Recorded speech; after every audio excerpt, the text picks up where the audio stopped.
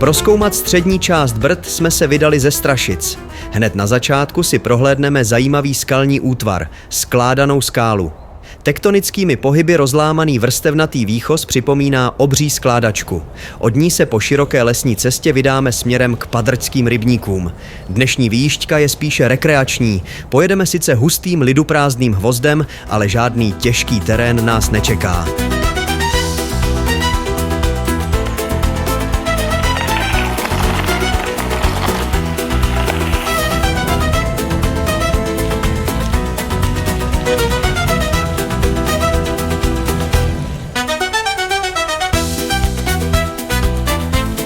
Rozlehlé louky a rybníčky připomínají, že projíždíme místy, kde až do 50. let stávala vesnička Padrť, známá svými tradičními roubenkami.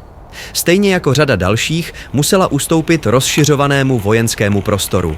Ten tu byl založen už v roce 1926 a sloužil přípravě dělostřelců. No a díky tomu, že se sem nemohlo, zachovala se tady krásná příroda.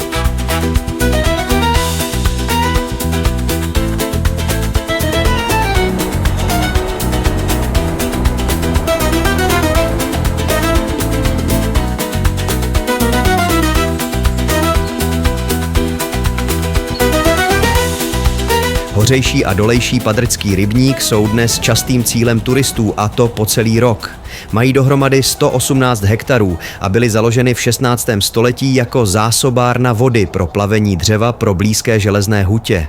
Žije tu řada vzácných druhů a když budete mít štěstí, spatříte i orla mořského.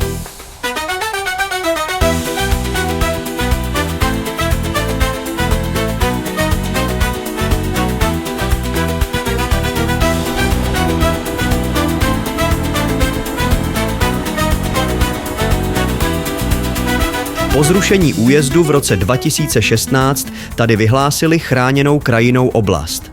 Dříve se sem sice oficiálně nemohlo, ale místní si ze zákazů nic nedělali, chodili sem na podzim na houby, v zimě na běžky a po celý rok si auty zkracovali cestu mezi okolními vesnicemi. A my se teď podíváme na Prahu, druhé nejvyšší místo brdské vrchoviny.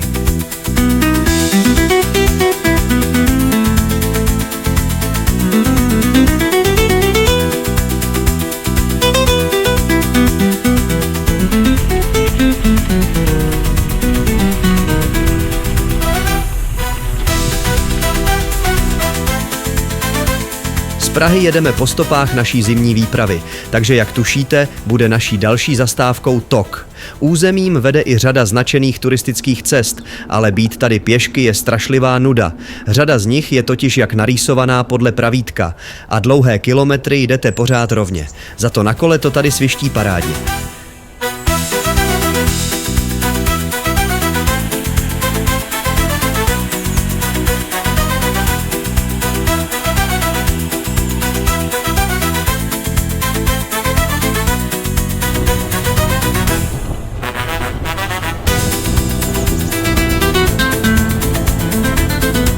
Ve 40.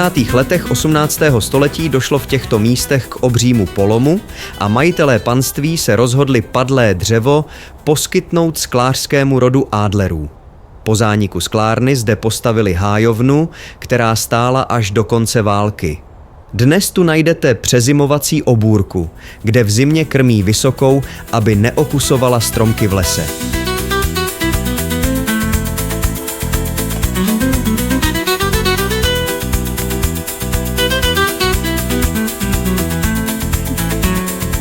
Řízek, poctivý a dobrý.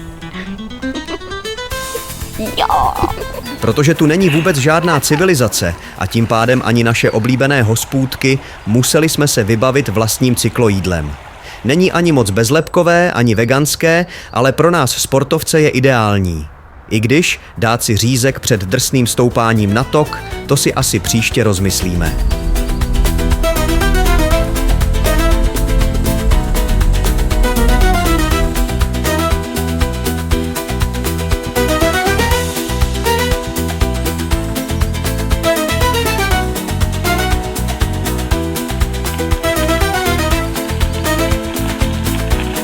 5kilometrové stoupání prověří naše síly a je velké štěstí, že jsme letos jezdili přes zimu. Jinak je trasa snadná a rozhodně tu dnešní a Brdy vůbec doporučujeme na začátek sezóny. Nejen proto, že se do větších kopců můžeme vydat později, až trochu natrénujeme, ale taky bývá na jaře všude spousta bahna a tady je kromě šotolinových cest i spousta příjemných asfaltek. Samozřejmě bez aut. Ta sem nesmějí.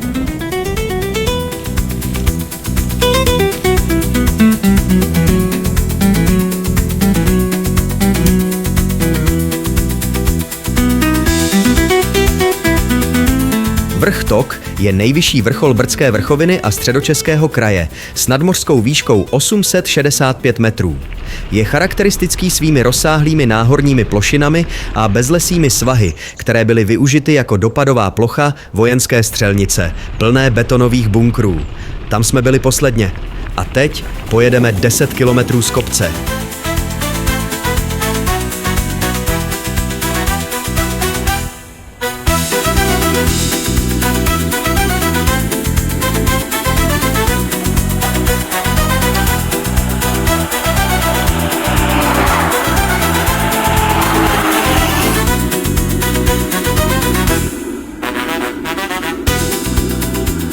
Všechny hlavní cesty tu mají své jméno, ale i tak doporučuji vzít si s sebou navigaci.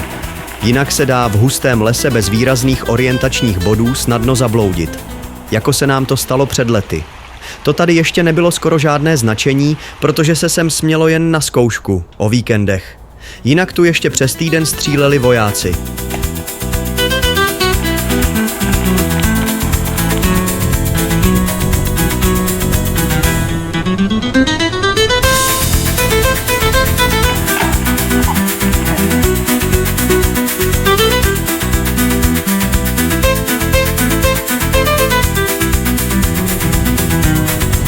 To už se blížíme k pozdně romantickému zámečku Tři trubky.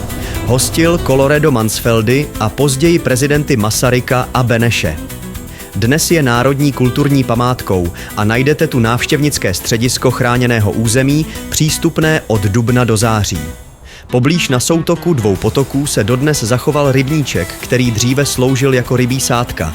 Příště se vydáme zase na Brdy, tentokrát do drsného terénu. Servus.